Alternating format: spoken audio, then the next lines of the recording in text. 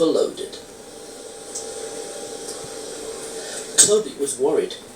So many workmen were needed at the quarry that Henrietta wasn't able to carry them all. Bertie did his best to help, but he couldn't get closer than the quarry gate.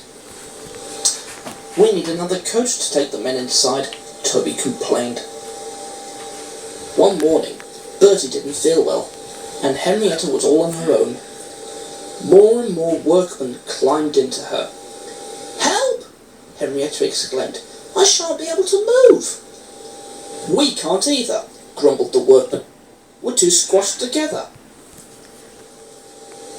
Henrietta had a balcony at each end, and soon even these were packed. She was fuller than ever before. Toby had a hard job starting.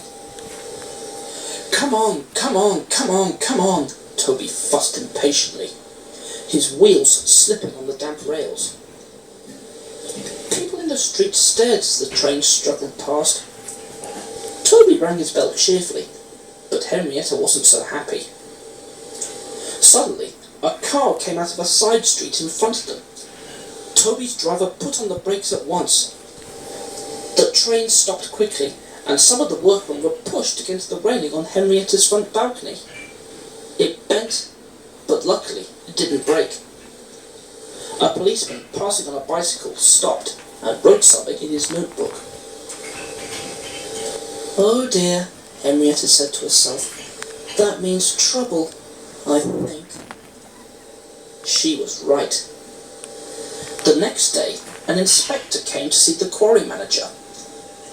"There is a bylaw, sir," he said, "which says that passengers should not be carried on the end balconies of railway carriages."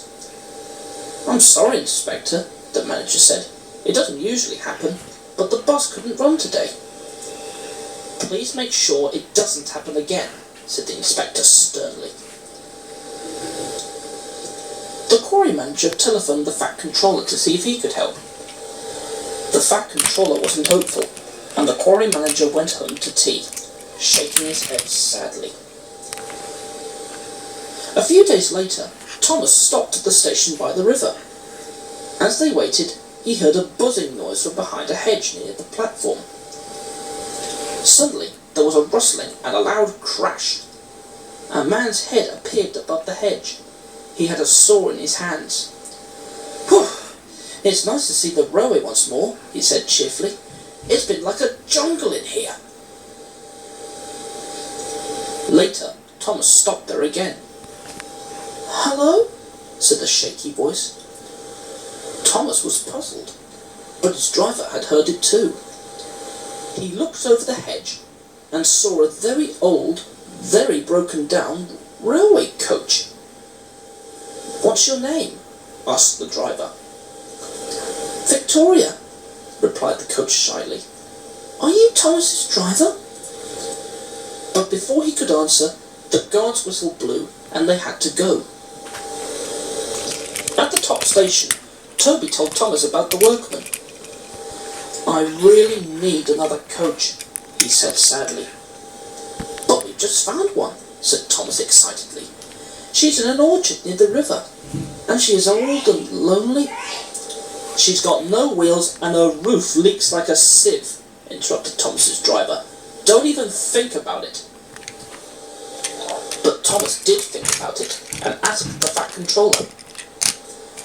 The Fat Controller listened, made some arrangements, and then telephoned to the quarry manager. "Good morning, Toby and Henrietta," the manager greeted them the next morning. "It's going to be all right," he went on. "The Fat Controller says don't worry about another coach, because he has something up his sleeve."